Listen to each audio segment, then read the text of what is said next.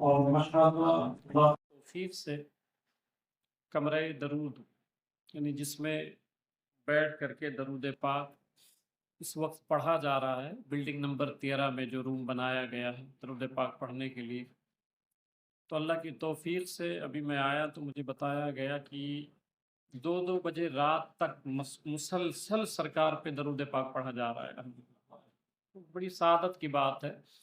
میں عرض کروں کہ شیخ صاحب فرماتے ہیں، شاہ عبدالحق محدث دہلوی رحمۃ اللہ تعالی علیہ، کہ جو درود پاک پڑھتا ہے بیٹھ کر کے درود پاک پڑھتا ہے تو حضور صلی اللہ علیہ وسلم کی بارگاہ میں اس کو حضوری نصیب ہو جاتی ہے۔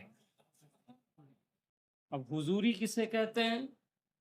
کہ ہر لمحہ ہر گھڑی اس کی حاضری مدینہ المنورہ میں ہوتی رہتی ہے، اور جب تک وہ بیٹھ کے درود پاک پڑھتا رہتا ہے حضور صلی اللہ علیہ وسلم کی توجہ اس پہ رہتی ہے۔ بڑی سعادت کی بات ہے یہ، تو اللہ تعالی ہم سبوں کو توفیق بخشے۔ اور میں نے بتایا تھا جیسا کہ منڈے ٹیوزڈے یعنی پیر اور منگل 2 دن یہ خواتین اسلام کے لیے ہے، کل اور پرسوں، بقیہ 5 دن مرد حضرات کے لیے۔ مجھے تو ابھی بتایا گیا کہ معلوم نہیں کہاں کہاں سے، ممبئی سے اور کہاں کہاں سے نوجوان طبقہ آیا تھا اور وہ حضور صلی اللہ علیہ وسلم پر درود پڑھ رہے تھے، الحمدللہ۔ اور میں تو مطلب وہ کل بھی میں آفس میں یہ بات کہہ رہا تھا کہ کتنی خوش نصیبی ہے ہم لوگوں کی، ایک تو مدینہ المنورہ شریف ہے، بات وہاں کی الگ ہے۔ بھی ایک صاحب رات میں مدینہ پاک کے لیے روانہ ہوئے، جب وہ گلے ملے تو میں نے ان کے کان میں کہا تھا جب وہاں جانا سرکار کے روضے شریف پہ تو کہنا کہ آپ کا فلاں نام کا ایک کتا مہاڈا میں ہے، اس نے سلام کہا ہے آپ کو۔ وہاں کی بات الگ ہے، وہاں کی فضائیں الگ ہیں۔ وہاں تو 70,000 فرشتے صبح آتے ہیں جو شام تک درود پاک پڑھتے ہیں، اور 70,000 شام میں آتے ہیں جو پوری رات درود پاک پڑھتے ہیں۔ تو ایک وہاں تسلسل ہے، اور ایک گلبرگہ شریف میں ہے جہاں میں گیا تھا کچھ، اور حضرت بھی آئے تھے وہاں، تو وہاں بھی تسلسل کے ساتھ درود پاک ہے۔ ہندوستان میں وہ پہلی جگہ ہے گلبرگہ شریف میں۔ حضرت سراج الدین جنیدی رحمۃ اللہ تعالی علیہ کا مزار شریف جو ہے گلبرگہ شریف میں، تو انہی کی اولاد میں سے حضرت جنید بغدادی رحمۃ اللہ تعالی علیہ کے، انہوں نے کمرہ درود بنایا ہے، اور وہاں بھی تسلسل کے ساتھ درود پاک پڑھا جا رہا ہے۔ یہ ہندوستان میں پہلا ہے، اور اللہ تعالیٰ کی توفیق اور حضور صلی اللہ علیہ وسلم کے نالین کے صدقے میں پورے ہندوستان میں دوسری جگہ آپ کے مہاڈا میں ہے کہ یہ کمرہ خاص کیا گیا، پھر اس کو اس کی زیبائش کی گئی، اور اس میں بیٹھ کر کے صرف سرکار پہ درود پاک پڑھا جاتا ہے، الحمدللہ۔ تو جو حضرات ابھی تک نام نہ لکھا پائے ہیں وہ لکھا دیں۔ تو ایک مرتبہ محبت کے ساتھ حضور صلی اللہ علیہ وسلم پر درود پاک پڑھ لیں۔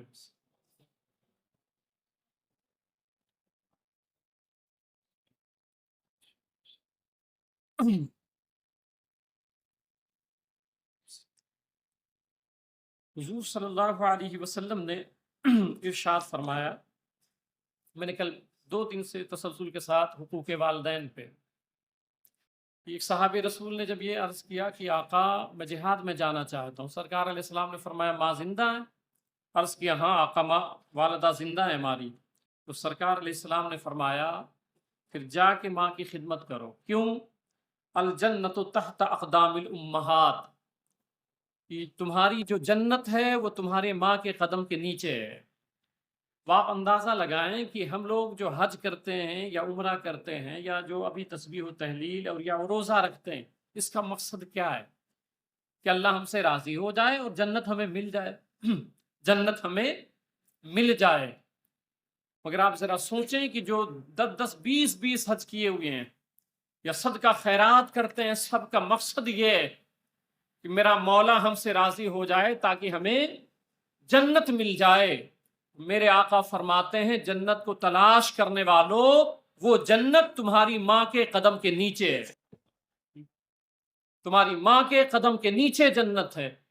फिर जन्नत मैंने कल बताया था कि जन्नत कहाँ पे है, इंद सिदरतिल मुंतहा, सिदरतुल मुंतहा सातों आसमान के ऊपर जहाँ हजरत जिब्रील का मकान है, उसके बिल मुकाबिल जन्नत 8 है ना, उसमें से पहली जन्नत सिदरतुल मुंतहा के मुकाबिल में है, और फिर उससे बुलंद, फिर उससे बुलंद, फिर उससे बुलंद। अब इतने बुलंदी पर जन्नत होने के बावजूद मेरे आका क्या फरमाते हैं कि वो माँ के कदम के नीचे है। अब जिस माँ के कदम के नीचे जन्नत है, जब उस माँ के तलवे का ये हाल है तो उसका चेहरा कैसा होगा, उसका सर अक़दस कैसा हो, उसकी पेशानी कैसी होगी। इसलिए आप फलां पीर साहब, फलां मज़ार शरीफ और फलां तबलीग बेशक सब करो, सब जगह जाओ, मगर अगर माँ नाराज है तो वो पीर साहब भी कुछ नहीं कर सकते। अगर माँ तुमसे खफा है तो कोई भी साहिब मज़ार फैज आपको नहीं देंगे। अल्लाह के रसूल सल्लल्लाहु अलैहि वसल्लम आए, इशा की अजान हो गई, जमात का वक्त हुआ, मेरे आका तशरीफ लाए, और लाने के बाद हुजूर सल्लल्लाहु अलैहि वसल्लम ने जब आप मिंबर पे तशरीफ ले गए, और जैसे मिंबर पे मुसल्ले पे तशरीफ ले गए, सरकार रुक गए। रुकने के बाद रोना शुरू कर दिया। अगर माँ है तो कदर करो, वालिद हैं तो कदर करो। तुम जब उल्टा जवाब देते हो, तुमको पता नहीं है, तुम काम पे जा रहे थे, कोई बात तुमने की, माँ ने कुछ कहा, आपने उल्टा जवाब दे दिया, तुम 10 कदम बाहर जाते हो ना, वो करवट लेके रोती है, वो आंसू बहाती है, वो बाप रोता है, वो बूढ़ी माँ रोती है। कभी आके देखा करो, उसकी आंखें भीगी रहती हैं, तुम्हें पता नहीं चलता तुम निकल गए, मगर वो माँ रोती रहती है। माँ को कभी तकलीफ न पहुंचाओ, माँ को सताओ नहीं। तो मेरे आका सल्लल्लाहु अलैहि वसल्लम रोने लग गए, आंखें अश्कबार हो गई। जब आंखें अश्कबार हो गई तो साहबा ने पूछा, आका आप रो रहे हैं, रोने की वजह क्या है, क्यों आप रो रहे हैं? तो मेरे सरकार और जोर से रो पड़े और कहा, वो दौर मुझे याद है जब मुझे लोग मारते थे, तकलीफें देते थे। मेरी माँ का बचपन में इंतकाल हो गया था जब मैं 6 साल का था। आज देखता हूँ ये झुरमुट सहाबा का कि मुझ पर जान देने के लिए लोग हमा वक्त तैयार हैं, और अभी जब मैं आया नमाज के लिए तो मैंने तुम लोगों को देखा। जब मुसल्ले पे आया, मेरी माँ मुझे याद आ गई, मेरी माँ मुझे याद आ गई। काश मेरी माँ आज जिंदा होती और मैं मुसल्ले पर होता और मैं सूरह फातिहा पढ़ रहा होता, अल्हम्दुलिल्लाह रब्बिल आलमीन की तिलावत कर रहा होता। पीछे से मेरी माँ आवाज देती, बेटे मोहम्मद, तो मैं वो कुरान पढ़ना छोड़ देता, मैं माँ के पास हाजिर हो जाता। मेरे नौजवानों, मज़ारात पे जाने वालों, बेशक जाओ, मगर अगर माँ तुमसे नाराज है तो वहां कुछ मिलने वाला नहीं है। पीर साहब की बेशक सोहबत में रहो, मगर फैज तब मिलेगा जब तुम्हारी माँ तुमसे खुश होगी, तुम्हारी माँ तुमसे नाराज ना रहे। औरंगजेब आलमगीर रहमतुल्लाहि ताला अलैह है, कई 100 कमरे पर मुश्तमिल उनका जिसमें वो रहते थे, पूरा वो माहौल था बादशाहों वाला। और एक तारीख में तो मैंने पढ़ा तकरीबन 350 कमरे थे, मगर उन कमरों के बीच में एक कमरे में उनकी बूढ़ी माँ रहती थी। 12 साल वो बिस्तर पे पड़ी रही। औरंगजेब आलमगीर रहमतुल्लाहि ताला अलैह खिदमत करते रहे। 12 साल के बाद जब वफात हुई माँ की, तो औरंगजेब आलमगीर रहमतुल्लाहि ताला अलैह रो पड़े, ज़ारो कतार रो रहे थे।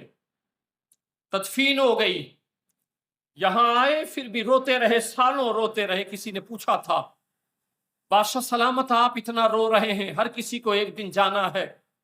उन्होंने कहा, तुझे पता नहीं है, वो जो मेरी माँ थी जब से गई है, पूरी सल्तनत मेरी कब्रिस्तान हो गई है।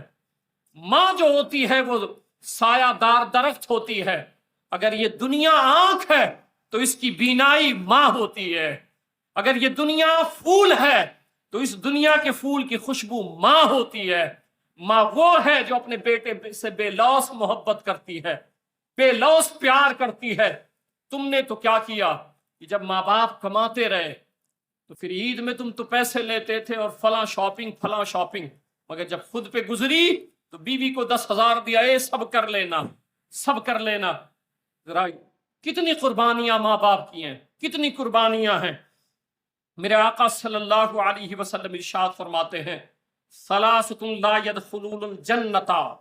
میرے آقا فرماتے ہیں 3 لوگ جنت میں نہیں جائیں گے. 3 افراد ایسے ہیں جو جنت میں نہیں جائیں گے. پوچھا آقا کون نہیں جائیں گے؟ پھر آگے فرمایا وَلَا يَسَمُّونَ رِيحَهَا. جنت تو بڑی بات ہے، جنت کی خوشبو نہیں سونگھ پائیں گے. جنت کی خوشبو، اور جنت کی خوشبو کتنی دوری تک جاتی ہے؟ 100 سال کی مسافت تک. آپ یہاں کھڑے ہو، 100 سال کے آگے جنت ہو تو خوشبو اتنی آتی ہے. میرے آقا فرماتے ہیں وہ اتنا بد نصیب ہوگا کہ جنت کی خوشبو تک نہیں پائے گا. صحابہ نے پوچھا کون ہوگا؟ میرے آقا فرماتے ہیں وہ جو اپنے ماں باپ کا نافرمان ہے. جو اپنے ماں باپ کا نافرمان ہے وہ جنت کی خوشبو بھی نہیں پا سکتا ہے، جنت کی خوشبو بھی نہیں پا سکتا. ایک موقع پہ میرے آقا صلی اللہ علیہ وسلم نے فرمایا من سرہ ان یمد لہ فی عمرہ ویزاد فی رزقہ فلیبر والدیہ ولیصل رحمہ. جسے پسند ہو کہ اس کی عمر زیادہ ہو، رزق میں فراخی ہو، یعنی آپ کی عمر میں برکت ہو جائے. اگر آپ چاہتے ہیں آپ کی عمر بڑھ جائے، عمر بڑھتی نہیں ہے، برکت ہوتی ہے. کہ اگر 70 سال کی عمر تھی تو 50 سال تو چل پھر کی زندگی گزرتی، 20 سال بستر پہ گزرتی. تو اب برکت کیسے ہوگی؟ برکت اس طرح ہوتی ہے جو 20 سال بستر پہ گزرنے والا تھا اللہ نے طاقت عطا فرما دی، پھر وہ 20 سال بھی ویسے گزرا. تو میرے آقا فرماتے ہیں کہ جو چاہتا ہے کہ اس کی عمر میں برکتیں ہو جائیں، روزی اگر تنگ ہو، کاروبار نہ چل رہا ہو، کاروبار میں برکت ہو جائے، تو میرے آقا نسخہ بتاتے ہیں کہ اپنے ماں باپ سے صلہ رحمی کیا کرو، اپنے ماں باپ سے صلہ رحمی کیا کرو. اور یہی نہیں، میرے آقا صلی اللہ علیہ وسلم ایک صحابی ہیں، نوجوان ہیں، ملک شام سے سرکار سے ملنے آئے. اور جب وہ آئے سرکار کی بارگاہ میں، میرے آقا نے فرمایا کیا بات ہے؟ عرض کیا آقا میں آپ کی خدمت میں رہنا چاہتا ہوں، پوری زندگی آپ کی خدمت میں گزارنا چاہتا ہوں، پوری زندگی خدمت میں گزارنا چاہتا ہوں. میرے آقا نے فرمایا ماں باپ سے اجازت لی ہے؟ انہوں نے کہا ہاں ماں باپ سے اجازت لی ہے. سرکار نے فرمایا انہوں نے کیا کہا؟ کہا انہوں نے بھی اجازت دے دی تھی. کہا اجازت دیتے سمے چہرہ دیکھا تھا کہ جب وہ اجازت دے رہے تھے تو کوئی ناگواری؟ کہا نہیں آقا وہ خوش تھے. تو میرے آقا فرماتے مزید بتا پھر آگے کیا ہوا؟ تو وہ نوجوان کہتا ہے جب میں چلنے لگا تو میری ماں نے مجھے گلے لگایا اور وہ رو پڑی، میرا باپ مجھے گلے لگایا، رو پڑا. میرے سرکار کھڑے ہو گئے اور سرکار نے فرمایا تو کہتا ہے پوری زندگی آقا میں آپ کی خدمت میں رہوں گا، تیرے ایسے خدمت کی ضرورت نہیں ہے کہ ماں باپ کو روتا چھوڑ کے آیا ہے اور اپنے آقا کی تو خدمت کی بات کرتا ہے. پلٹ جا، ارجع، لوٹ جا، اس وقت تک میری بارگاہ میں نہ آنا جب تک تیرے ماں باپ تجھ سے خوش نہیں ہو جاتے ہیں.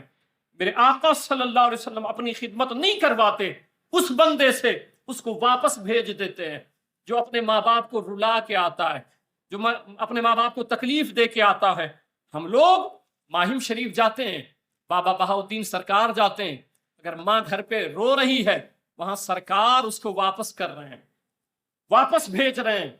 تمہاری جنت تمہارے گھروں میں موجود ہے، تمہارا کعبہ تمہارے گھروں میں موجود ہے. ایک شخص ہے، اس نے 7 مرتبہ اپنی ماں کو اپنے کندھے پہ بیٹھایا اور پیدل حج کرایا، پیدل حج کرایا. اور وہ دور تھا کہ اگر گوشت کا لوتھڑا کچا زمین پہ ڈالا جائے تو وہ جل جاتا. ایسے ماحول میں 7 مرتبہ، جب 7ویں مرتبہ میزاب رحمت کے نیچے آئے، عرض کیا بار الہ کیا میری ماں کا حق ادا ہو گیا؟ میں نے حق ادا کر دیا ہے؟ تو آواز آئی کہ جب تو پیدا ہو رہا تھا اور تیری ماں جو اس وقت درد سے جوجھ رہی تھی، ابھی تک تو نے ایک درد کا بھی حق نہیں ادا کیا ہے، ایک درد کا بھی حق نہیں ادا کیا ہے. آج ہمارے حالات کیا ہیں؟ ماں رو رہی ہے تو رونے دو. یقین مانو، یقین مانو اپنے گلے میں قرآن لٹکا لو اور خانہ کعبہ میں مر جاؤ، اگر ماں ناراض ہے تو جنت کی خوشبو نہیں ملے گی، باپ ناراض ہے تو جنت کی خوشبو نہیں ملے گی۔ حضرت خواجہ نظام الدین اولیاء رحمۃ اللہ تعالی علیہ پائے کے بزرگ ہیں، دلی والوں نے آ کے کہا حضور بارش نہیں ہو رہی ہے، دعا فرما دے بارش ہو جائے۔ حضور خواجہ نظام الدین اولیاء رحمۃ اللہ تعالی علیہ ممبر پہ آئے، جمعہ کا دن تھا، اپنے جیب سے ایک ٹکڑا نکالا، کپڑا تھا، ٹکڑا نکالا، نکالنے کے بعد کہا مولا یہ میری ماں کے بدن کا لگا ہوا ایک ٹکڑا ہے، میں ناکارہ نکما ہوں، میری ماں بڑی پارسا ہے، میری ماں بڑی متقیہ پرہیزگارہ ہے، مولا تجھے میری ماں کا واسطہ بارش نازل فرما دے۔ دلی کی تاریخ پڑھے، یہ حضرت خواجہ نظام الدین اولیاء رحمۃ اللہ تعالی علیہ کے الفاظ ابھی فضا میں گونجے تھے کہ بارش شروع ہو جاتی ہے۔ ماں کے قدم کی، ماں کے کپڑے جو بدن سے لگ جائیں اس میں یہ اثر ہوتا ہے کہ اس کے وسیلے سے اللہ بارش نازل فرماتا ہے۔ ہم اور آپ میں اپنی ماؤں کو تکلیف دیتے ہیں، اپنے والد کو تکلیف پہنچاتے ہیں۔ میں ایک روایت آپ کو اور سناتا ہوں۔ حضرت ابو ذر رضی اللہ تعالیٰ عنہ صحابی رسول ہیں، ماں ہی ہے کہ بے لوث اپنے بیٹے سے پیار کرتی ہے، بے انتہا پیار کرتی ہے۔ کبھی آپ باہر سے آتے ہیں، ماں آپ کا انتظار کرتی ہے، میرا بیٹا بھی آیا نہیں۔ آپ جب کام پہ رہتے ہیں پورا دن، اس روئے زمین پر اگر کوئی منتظر ہوتا ہے محبت کے ساتھ، شدت کے ساتھ، وہ ماں ہوتی ہے۔ وہ اس وقت تک کھانا نہیں کھاتی ہے جب تک کہ وہ اپنے بیٹے کو دیکھ نہیں لیتی ہے۔ بیٹا جب آتا ہے اور بیٹا کہتا ہے امی میں باہر سے کھا کے آیا ہوں، تو کبھی پیار دیکھیں نا، وہ جو تم کو ڈانٹتی ہے اور چلاتی ہے، تم کو لگتا ہے وہ غصہ کرتی ہے، نہیں، اس کو پیار تم سے بہت ہے، بے انتہا پیار کرتی ہے۔ وہ تم کو کہیں اور دیکھ نہیں سکتی ہے، وہ چاہتی میرے کلیجہ کا ٹکڑا میرے پاس رہے، میرے پاس رہے، مگر آپ نے کیا کیا ہے؟ یہی وجہ ہے کہ جب باہر سے ہم آتے ہیں، ماں کہتی ہے بیٹے کھانا کھا لو، ہم نے کہا امی ہم باہر سے کھا کے آئے ہیں، تو ماں کہتی ہے بیٹے ایک روٹی تو کھا لے، آدھی روٹی کھا لے نا۔ وہ کیوں بولتی ہے جانتے ہیں؟ کیونکہ وہ آپ سے پیار کرتی ہے، آپ سے محبت کرتی ہے۔ نوجوانوں کبھی اپنی ماں کے پاس بیٹھو اور اس کے سر کے پاس، اس کے قدموں کے پاس اپنا سر رکھ دو، یا وہ لیٹی ہے تو اس کا پیر پکڑو، دبانا شروع کر دو، دبانا شروع کر دو۔ بایزید بستامی رحمت اللہ تعالی علیہ ہیں، ماں سے اجازت لی، والدہ باہر جاؤں اللہ کی عبادت کر لوں، اللہ کا نیک بن جاؤں، ماں نے اجازت دے دی۔ گئے 12 سال جنگلوں میں گزارا، جب 12 سال گزارنے کے بعد آئے، تاریک رات تھی، وہیں سے گزر رہے تھے، سوچا چلو حاضری گھر پہ دے لوں، میری ماں ہے۔ آئے، تاریک رات تھی، سوچا اگر میں ابھی دروازہ کھٹکھٹاؤں گا تو میری ماں اٹھے گی، اس کو تکلیف ہوگی، اس کو درد ہوگا، اس لیے وہیں بیٹھ گئے دروازے پہ۔ پھر کافی دیر گزری، جب تہائی پہر ہوا، رات کا تہائی حصہ ہوا، پانی گرنے کی آواز آئی، جب نالی سے پانی باہر آنے لگا سمجھ گئے میری ماں تہجد کے لیے اٹھی ہے۔ دروازے کو نوک کیا، کھٹکھٹایا ہلکے سے، ماں نے اندر سے آواز دیا بایزید رک جا، میں دروازہ کھولتی ہوں۔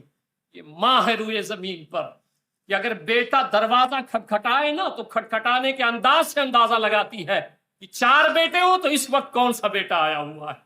صرف دروازے کے کھٹکھٹانے سے، وہ کسی نے ایک شعر کہا تھا، ایک مدت سے میری ماں نہیں سوئی تابش، میں نے ایک بار کہا تھا مجھے ڈر لگتا ہے۔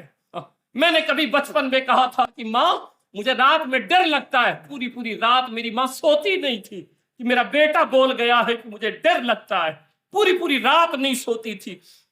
تو حضرت بایزید بستامی رحمت اللہ تعالی علیہ، میں پھر تمہیں سمجھاتا ہوں، میں نے ایسی ماؤں کو روتے دیکھا ہے۔ تم جب کام پہ جھگڑا کر کے چلے جاتے ہو نا، تو وہ پڑوسی کے گھر پہ جا کے بیٹھ کے روتی ہے، وہ اپنا درد کس سے بیان کرے؟ تم سے بیان کرے؟ تم نے تو پھر ایسے الفاظ کہے، ہم نے تو سالوں سالوں فون کرنا چھوڑ دیا، ماں کے پاس جانا چھوڑ دیا، بیوی آئی، ماں بیٹھی ہے، منتظر ہے تمہارا، وہ باہر ویسے نہیں بیٹھی رہتی ہے، بہانے رہتے۔ میں نے کل بتایا تھا نا کہ اگر کوئی آج بھی مٹھائی دے دے، ایک پیس مٹھائی دے دے، اگرچہ وہ بوڑھی ہو گئی ہے، تم جوان ہو گئے ہو، اگر کسی نے ایک پیس مٹھائی دی ہے تو وہ تمہارے لیے بچا کے رکھے گی، اور جب تم آؤ گے تم کو دیتی ہے۔ اس کا دل کہتا ہے میں کھا لوں، مگر جانتے ہو بہانے کیسے کرتی ہے؟ بیٹے مجھے پسند نہیں ہے، بیٹے میرا دل نہیں کرتا کھانے کا، جبکہ وہ پسند کرتی ہے، کھاتی ہے، مگر تم اتنے پسند ہو، اتنی محبت ہے تم سے کہ وہ اپنی خواہشات تم پہ قربان کرتی ہے۔ باہر جو بیٹھی رہتی ہے تم سمجھتے ہو ایسے بیٹھی ہے، نہیں، تم کام پہ گئے ہو، تمہارا انتظار کر رہی ہے۔ اور ہمارا اور آپ کا حال یہ ہوتا، آئے گھر میں چلے گئے اور پھر بیگ رکھا، سامان رکھا، بیوی سے باتیں کی، بچوں میں پڑ گئے، وہاں منتظر رہی، وہ آپ کو محبت بھری نظر سے دیکھتی، یہی وہ میرا بیٹا تھا جس کے لیے میں نے اپنی جوانی قربان کر دی، یہی وہ میرا بیٹا تھا جس کے لیے میں نے اتنی مشقتیں برداشت کر دی۔ اسی کے سامنے اپنی بیوی سے محبت سے بات کرتے ہو، بے شک کرنی چاہیے، مگر کیا حق ماں کا نہیں ہے؟ جب کام سے آیا کرو صرف اتنا کرو کہ 5 منٹ اپنی ماں کے پاس بیٹھو، اپنے ماں کو گلے لگاؤ، اپنے ماں کے پاس بیٹھ کے میٹھی میٹھی باتیں کرو۔ میرے آقا فرماتے ہیں کہ جو اولاد اپنے ماں باپ کے پاس بیٹھ کر کے اگر ایک لمحے کے لیے میٹھی میٹھی باتیں کرتی ہے وہ اولاد، میرے آقا فرماتے ہیں اس اولاد کو اللہ 2 حج 2 عمرے کا ثواب عطا فرماتا ہے۔ آیا کرو تو ماں کے پاس بیٹھا کرو۔ بایزید بستامی رحمت اللہ تعالی علیہ اندر آئے، دروازہ کھولا، ماں نے اندر آئے، کہا بیٹے تم؟ کہا ہاں امی، میں 12 سال اللہ کے لیے میں نے لگایا ہے اور ریاضت کی ہے، عبادت کی ہے۔ پھر ماں نے ہاتھ اٹھایا، 12 سال کے بعد آئے تھے، ماں نے ہاتھ اٹھایا، کہا مولا یہ میرا بیٹا بایزید بستامی ہے، مولا 12 سال تیری خدمت میں اس نے لگایا، مولا اس کو اپنی بارگاہ میں قبول فرما لے، مولا اس کو ولایت عطا فرما دے۔ حضرت بایزید بستامی فرماتے ہیں کہ 12 سال میں جو مقام نہ ملا تھا، میں نے بس ایسے ہاتھ اٹھا کے دعا کر دیا تھا، اللہ نے فوراً مجھے ولایت عطا فرما دی ہے۔ وہ ماں تمہارے گھروں میں رہتی ہے، اس ماں سے ہاتھ اٹھا کے دعا منگوایا کرو۔ ماں کے لیے پڑھنا ضروری نہیں ہے، ماں کے لیے عالمہ ہونا ضروری نہیں ہے، ماں کے لیے قرآن کی قاریہ ہونا ضروری نہیں ہے۔ ماں جاہل ہو، ماں مٹی دھوتی ہو، ماں فٹ پاتھ پہ سوتی ہو، اگر وہ ہاتھ اٹھائے تو اللہ اس کی دعا رد نہیں فرماتا ہے۔ ماں ماں ہوتی ہے۔ میرے آقا صلی اللہ علیہ وسلم حضرت ابو ذر رضی اللہ تعالیٰ عنہ کہتے ہیں ابو ذر چلو میرے ساتھ۔ آقا کہاں چلے؟ سرکار نے فرمایا چلو قبرستان جاتے ہیں۔ میرے آقا صلی اللہ علیہ وسلم قبرستان لے کے گئے اور ایک قبر تھی، میرے سرکار وہاں بیٹھ گئے۔ جب بیٹھے تو حضور صلی اللہ علیہ وسلم کا چہرہ متغیر ہوا، میرے آقا صلی اللہ علیہ وسلم غمزدہ ہو گئے۔ سرکار نے کہا ابو ذر یہ کس کی قبر ہے؟ عرض کیا آقا مجھے نہیں پتا، کیا بات ہے؟ میرے آقا رو پڑے۔ میرے سرکار نے فرمایا ابو ذر دیکھو سنو، آواز آ رہی ہے اندر سے، وہ کہہ رہا ہے میرے آقا مجھے بچا لیجئے، میرے سرکار مجھے بچا لیجئے، مدنی تاجدار مجھے بچا لیجئے، چاروں طرف سے میں عذابوں میں گھرا ہوں، جہنم کی آگ چاروں طرف سے، چاروں طرف سے جہنم کی آگ ہے، آقا مجھے بچا لیجئے۔ حضور صلی اللہ علیہ وسلم نے فرمایا ابو ذر جا کے اعلان کر دو کہ یہ جس کی قبر ہے وہ آ جاویں۔ میرے آقا صلی اللہ علیہ وسلم مردے سے پوچھتے ہیں بتا مسئلہ کیا ہے؟ اس نے بتایا آقا میری ماں مجھ سے ناراض ہے، میری ماں مجھ سے خفا ہے۔ سرکار نے بھیجا، وہ ایک ضعیفہ بوڑھی ماں ٹیکتی ہوئی آئی۔ سرکار نے پوچھا تیرا بیٹا ہے یہ؟ اس نے کہا ہاں۔ کہا میرا بیٹا ہے۔ میرے آقا نے فرمایا تو اس سے ناراض ہے؟ اس نے کہا نہیں میں تو ناراض نہیں ہوں۔ میرے آقا نے فرمایا دماغ پہ زور لگا، شاید تو اس سے ناراض ہے۔ اس نے کہا نہیں آقا میں اس سے ناراض نہیں ہوں، خفا نہیں ہوں، میں تو اس سے خوش ہوں۔ سرکار نے فرمایا ذرا غور کر۔ پھر وہ بوڑھی ماں رو پڑی۔ اس نے کہا ہاں آقا ایک موقع پہ کئی سال پہلے اس نے مجھے ستایا تھا تو میں نے اس سے کہا تھا اللہ تجھ سے کبھی راضی نہ ہو۔ زندگی میں ایک مرتبہ ماں نے کہا تھا کہ اللہ تجھ سے کبھی راضی نہ ہو۔ میرے آقا فرماتے ہیں یہی وجہ ہے اس پر عذاب ہو رہا ہے۔ نوجوانوں آج حضور تمہارے قبر کے اوپر آنے والے نہیں ہیں۔ اگر تمہاری ماں ناراض ہے تو سرکار تم سے خوش نہیں ہوں گے، درود پاک کے کمرے میں آنے سے سرکار خوش نہیں ہوں گے، مسجدوں میں سجدے میں پڑے رہنے سے آقا خوش نہیں ہوں گے، اللہ خوش نہیں ہوگا، کیونکہ اللہ فرماتا ہے میں ان سے راضی ہوتا ہوں جن سے ان کے ماں باپ راضی ہوتے ہیں۔ اگر اولاد سے ماں باپ ناراض ہیں تو مولا ناراض ہو جاتا ہے۔ وہ ضعیفہ رو پڑتی ہیں۔ मेरे आका फरमाते हैं आवाज तू खुद सुन ले, ज़ईफा कान लगाती है, माँ माँ होती है। बार बार मैं कहता हूं कि मेरे पास अल्फाज नहीं है जो माँ की मोहब्बत को अल्फाजों में समेटा जाए। जब वो सुनती हैं, वो बेटा चीखता है, अम्मी एक मर्तबा जिंदगी में तुमने मुझसे कहा था कि अल्लाह तुझसे कभी राजी ना हो, माँ आज मैं अजाब में हूं, माँ मुझे माफ कर दे। वो तड़प जाती हैं, माफ करती हैं।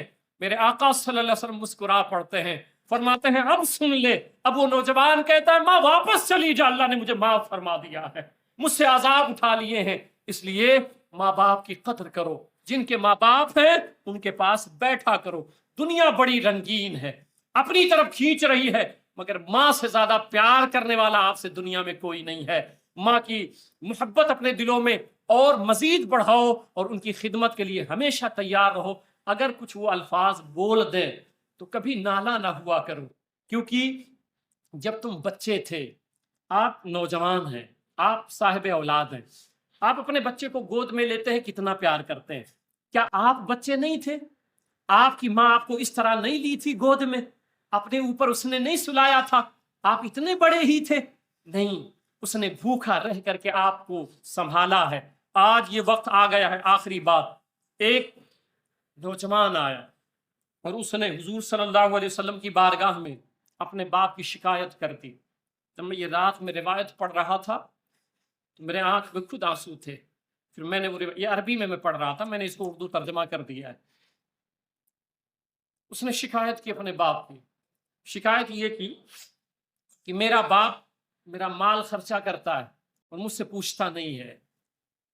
मेरा बाप मेरा पैसा खर्चा कर देता है मगर मुझसे पूछता नहीं है, वैसे लुटाता रहता है। तो हुजूर सल्लल्लाहु अलैहि वसल्लम ने एक सहाबी को भेजा कि इसके वालिद को बुला लाओ। जब इसके वालिद को बताया गया सरकार बुला रहे हैं, तो वालिद साहब ने रास्ते ही में अशार कहना शुरू कर दिया, अशार बनाना, शेर बनाना शुरू कर दिया। और जब सरकार की बारगाह में आए तो उन्होंने जो अशार सुनाए थे अरबी में, मैं उसका तर्जमा सुनाता हूँ। बेटा खड़ा है, सरकार अलैहिस्सलाम है, बाप आया है। बाप की शिकायत बेटे ने सरकार से की थी। बाप ने कहा है मेरे बेटे, अशार के मफहूम, है मेरे बेटे, जिस दिन तू पैदा हुआ था हमारी मेहनत के दिन तभी से शुरू हो गए थे। जब तू पैदा हुआ था तू रोता था तो हम सो नहीं सकते थे। अब ये सरकार के सामने बाप अपना दर्द बयान कर रहा है। उस बाप से पूछो, ये जो बूढ़े बैठे हैं इनसे पूछो इन्होंने कितनी मेहनतें लगाई हैं। आज तुम जो उल्टा जवाब देते हो ना, ये तुम्हारा बाप नहीं है, ये बूढ़ा शख्स तुम्हारा बाप नहीं है। तो वो कहता है, वो कहते हैं कि तू रोता था तो हम सो नहीं सकते थे, तू नहीं खाता था तो हम खा नहीं सकते थे, तू बीमार हो जाता तो तुझे लिए ले कभी इस तबीब के पास कभी उस तबीब के पास मारे मारे फिरते थे कि कहीं तुझे कुछ हो ना जाए, कहीं इंतकाल ना हो जाए। फिर तुझे गर्मी से बचाने के लिए मैं दिन रात काम करता रहा कि मेरे बेटे को ठंडी छांव मिल जाए। जो कमाया तेरे लिए, जो बचाया तेरे लिए, तेरी जवानी के ख्वाब देखने के लिए मैंने दिन रात इतनी मेहनत की कि अब मेरी हड्डियां तक कमजोर हो गई हैं, लेकिन तू कड़ियल जवान हो गया। फिर बाप रो रहा था सरकार के दरबार में उस शिकायत पर, और फिर कहने लगा कि मुझ पर खिजा आ गई, तुझ पर बहार आ गई, मैं झुक गया तू सीधा हो गया। अब मेरी ख्वाहिश और उम्मीद पूरी हुई कि अब तू हरा भरा हो गया है, चल अब जिंदगी की आखिरी सांसें तेरी छांव में बैठकर गुजारूंगा। मगर ये क्या जवानी आते ही तेरे तेवर बदल गए, तू जवान हुआ, तुझ में नजाकत आ गई, तेरे तेवर बदल गए, तेरी आंखें माथे पर चढ़ गई, तू ऐसे बात करता है जैसे तेरा सीना, जैसे मेरा सीना फाड़ कर रख देता है, तो ऐसे बात करता है कि कोई गुलाम सी भी ऐसे नहीं करता है। फिर बाप कहता है सरकार के दरबार में, फिर मैंने अपनी सारी जिंदगी की मेहनत को झुठला दिया कि मैं तेरा बाप नहीं नौकर हूं। नौकर को भी कोई एक वक्त की रोटी दे ही देता है, तू नौकर ही समझकर मुझे रोटी दे दिया कर। ये सरकार के दरबार में वो बाप रो रो के कह रहा था। ये अशार सुनाते सुनाते उसकी नजर मेरे आका पे पड़ी। मेरे सरकार बैठे सुन रहे थे। اور یہ باپ روتا روتا اپنا درد بیان کر رہا تھا بیٹے کی شکایت پر. نوجوانوں تمہیں آج یہ پڑی ہے کہ مجھے فلاں جگہ شادی کرنی ہے, ماں باپ سے نہیں پوچھنا ہے. ارے آقا کو سنو, آقا کو, کہ جب سیدہ خدیجہ الکبریٰ رضی اللہ تعالی عنہا نے پیغام نکاح دیا تھا تو سرکار کو اختیار تھا, مگر کہا نہیں, میرے چچا ابو طالب کے پاس پہلے مسئلہ جائے گا, وہ جہاں کہیں گے میں شادی کے لیے تیار ہوں. وہ تھے میرے آقا تاجدار کائنات صلی اللہ علیہ وسلم.